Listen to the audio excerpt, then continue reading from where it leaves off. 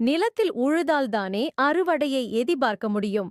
நிலத்தில் உழுது விதை விதைக்க வேண்டிய பருவ நேரத்தில் ஊர் சுற்றிவிட்டு திரிபவருக்கு அறுவடை நேரத்தில் வேலைக்கு ஆள் தேவைப்படாது.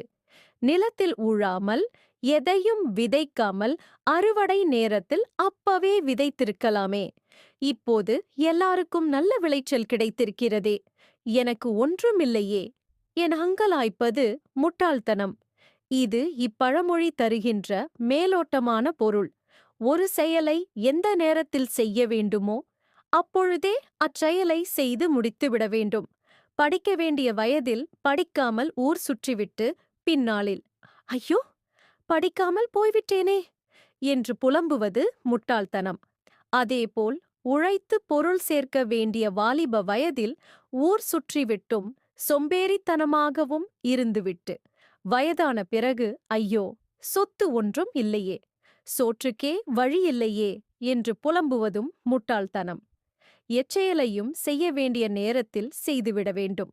தள்ளி போட்டாலோ அல்லது செய்யாமல் விட்டாலோ அதன் விளைவு விபரீதமாக இருக்கும். விளைவை நினைத்து வேதனைப்படுவதை விட முன்பே சுதாரித்துக் கொள்வது நல்லது.